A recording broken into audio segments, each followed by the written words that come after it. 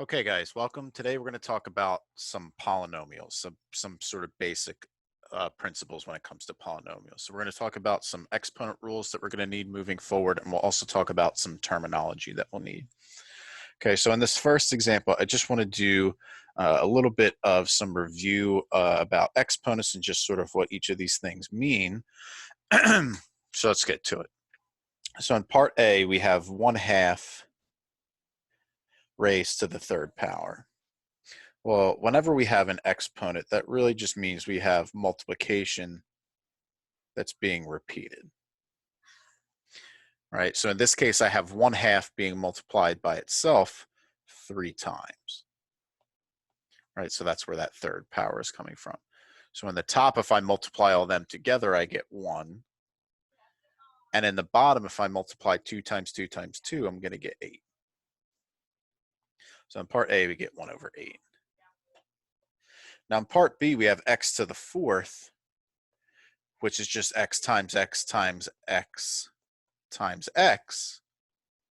But usually, of course, the best we can write this is just still x to the 4th. But if you wanted to expand it, that's what we would mean by that. Now in part C, you have to be a little careful because you have 2x to the 3rd. Now, if I wanted to expand this out, I'm not going to write the 2 3 times. I just need to write the x 3 times because that's the only thing that's attached to the exponent, right? So only the x occurs 3 times here. All right, so of course, this is still just 2x to the 3rd. All right, in part D, you have negative 3x squared y to the 3rd. And sort of similarly to before, only the x gets written twice and the y gets written 3 times because those exponents are only attached to both the x and the y respectively there. But again, of course, normally we would just write this as negative 3x squared y to the 3rd. All right, and then in part E, here's sort of the other side of it, because now the exponent is attached to both the 3 and the x. So if I wanted to expand this, this would be 3x times 3x. And to multiply something like this, you just multiply the two numbers together, 3 times 3, which is 9. And then you multiply x times x, which is just x squared. So in this case, you would square both the 3 and the x. Okay. Now, one last thing sort of in this exponent review that I want to stress is just to note the difference between negative 3 squared and negative 3 squared without parentheses. If I have negative 3 squared with a negative inside the parentheses, this means I have a negative 3 times negative 3. And of course, a negative times a negative is a positive, so I'm going to get a positive 9. Okay, but in this second one, in this negative 3 squared without parentheses, this just means I have a negative, and since there's no exponent attached to it, I just have one negative, and then I have 3 times 3, because the exponent is only attached to the 3. So here, I'm actually going to get negative 9. All right, so that's one sort of subtle difference just to keep in the back of your head. All right, and a lot of times students find this error especially common in a calculator. So when you have negatives and exponents, you want to make sure that you're careful with your parentheses so you can avoid any of those errors. Okay. So moving forward, we're going to talk about how we can multiply two numbers with the same base, right? So if we have two numbers and they have the same base, but maybe different exponents, so how do we work with that? Well, we add the exponents, right? And to sort of see that in action, a to the m is just a multiplied by itself, where you have m of these, right? And a to the n is similarly, it's just a times a times a, but now there are n of these. right? So of course, if you multiply these together, you're just going to have, if I do a times m times a to the n, I'm going to get a times blah, blah, blah, blah. But now I've taken both the m and the n and lined them up next to each other. So this is m plus n times. All right, so that's where you're getting this fact where you can simply add the exponents. All right, so let's take a look at a couple examples. Now in part A, I want to do x squared times x to the third. Well, these are two terms that have the same base, so we're going to just add the exponent. So this is x to the 2 plus 3, which is x to the 5th. Right? Part B, it's a little bit more tricky because now we have 3x times 4x to the 4th. All right, so we sort of have two different things going on here. We have our numbers out front of the x and then the x's themselves. So to handle something like this, we want to handle the numbers out front first. So if you do 3 times 4, of course, you get 12. Then for our x terms, we want to use the property of exponents that we just talked about. So that's where you're going to add your exponents. Now, of course, here you have to be careful because if you don't see an exponent, you just have to keep in mind that there's sort of a 1 hidden there. So now we can add our exponents. If we do 1 plus 4, of course, this is going to be 12x to the 5th. Okay, part C is more simple. It's a lot like part A. We just have x to the 5th times x squared.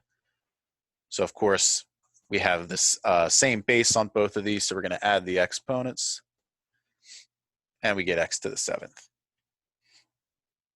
Okay, last but not least, we have part D, which is 2x to the 6th times a negative 2x to the 4th.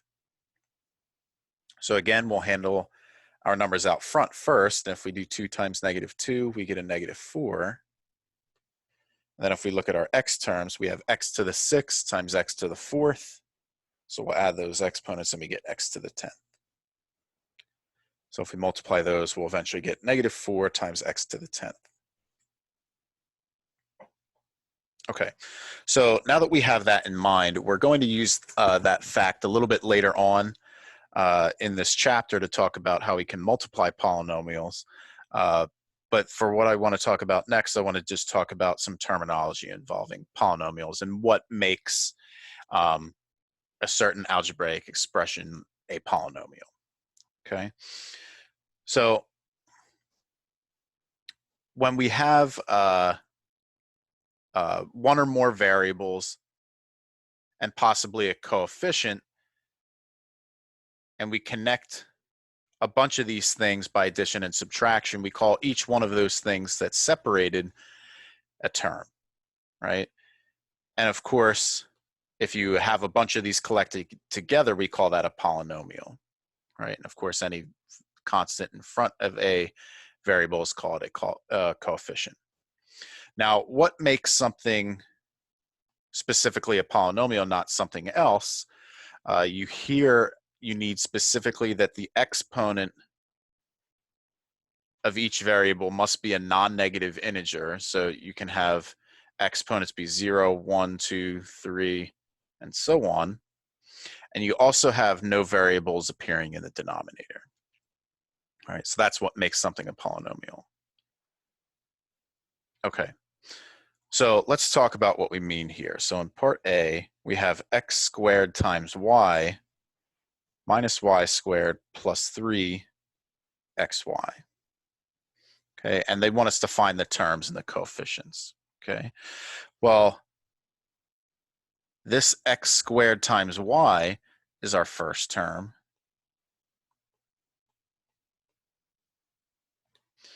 This y squared is our second term because it's separated by a subtraction sign.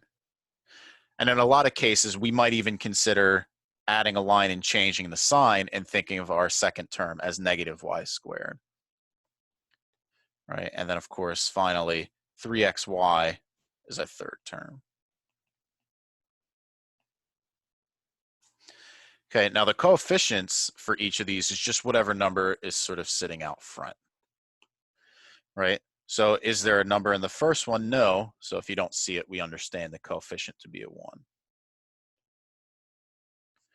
In the second one, we have a negative, so that's a -1 as our coefficient. And in the third term, we have 3, so that's our coefficient there. Okay, so similarly in part B, we have 1/2 times x to the third minus 2/3 y to the third. Okay, so again, here's our first term. This 1/2 x to the third. And our second term, and again, we'll add a line and change the sign just so we can get our negative in there. We'll think of -2/3 y to the third as our second term. And of course, for our coefficients, this one would just be 1/2, and this one would be -2/3. Okay, so that's what we mean by terms and coefficients. Okay, one thing that we'll mention here while we're at it is that later on we'll see that the product of two polynomials will also give you a polynomial, and the quotient, however, is not always a polynomial. We'll look at that extensively in the next chapter. All right. And it also works out that if you add or subtract two polynomials, that will also be a polynomial as well. Okay. So in this example, I want to talk about which one of these things are polynomials and which are not. Okay. Now part A is not.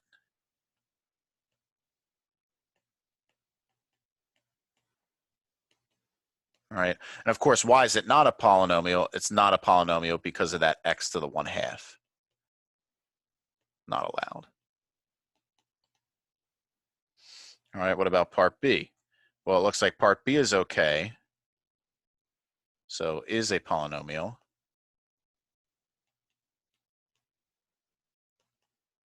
Because it's a collection of terms, and there's no exponents that are negative or fractions or anything, and there's no variables in any denominators.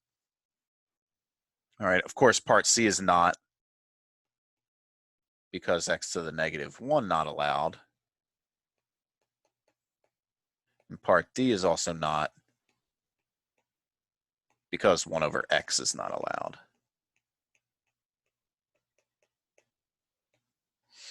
All right, so those are some examples of which are and which are not polynomials. Okay, so the next thing we're going to discuss when it comes to polynomials is what we mean by the degree. Okay, now you can look at the degree of your individual terms of a polynomial, and you're just going to add the exponents of all the variables in that term. All right. Now, of course, if you have a constant term, the degree of a constant is just 0. Okay. So we're going to talk about what each of these terms are, what each of the degree in each of these terms are. So in the first term, I just have an x and its exponent is 3, so that degree is 3. Now in the next one, I have an x to the first and a y squared. So if I add those two, I get 3 again. In the next one, I have x squared and y squared. So if I add 2 and 2, I get 4. And then x times y, each of them are 1, so that degree of that term is 2. And of course, the -7 is a constant, so that has degree 0. Okay, so now that we've talked about degree of a term, the degree of a polynomial is just the highest degree that you see from all of these terms, right? So it's the degree of the term with the highest degree. So in this case, the degree of this polynomial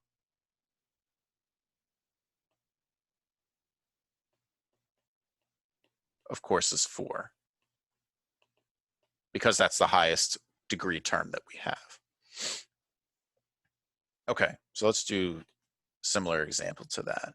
So in part A, we have 4x to the 5th minus 2x to the 3rd times y plus x squared y squared minus 3. So of course, this term has degree 5, this term has degree 4, so does this one, and this one has degree 0. So the degree of the polynomial, of course, is 5.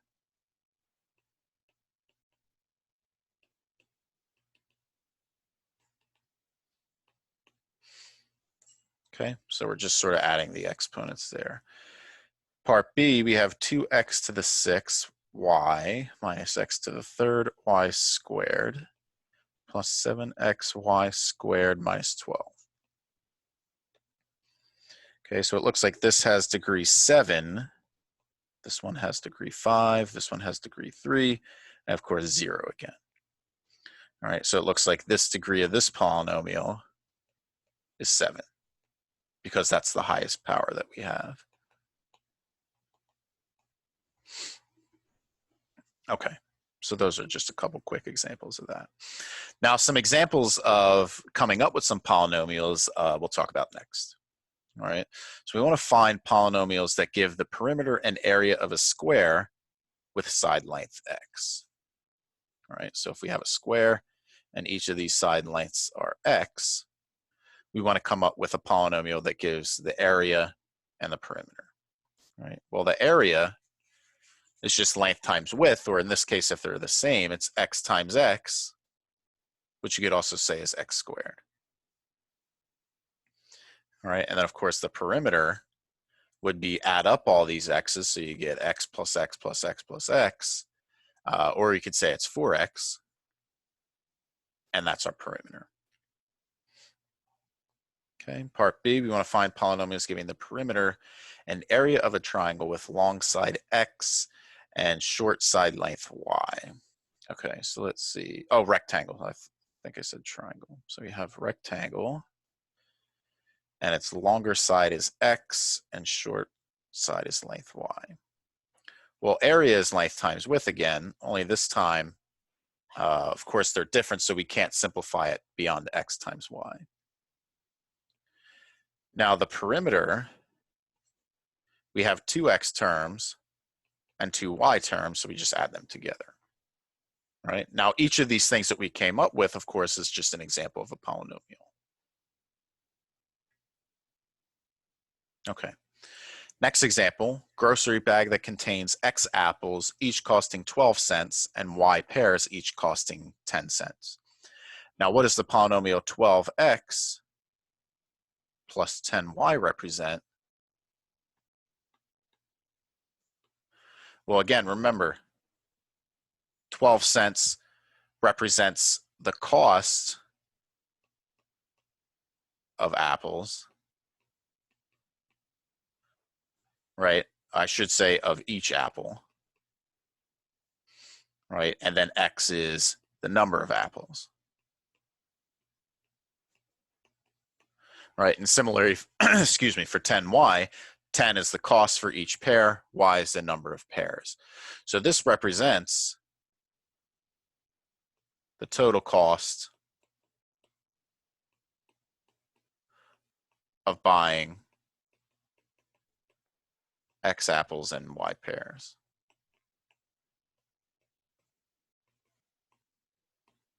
Of course, in cents. All right, so that's that example there. Okay, and that wraps up this video on a little introduction to polynomials. Hope you enjoyed, and I will see you next time.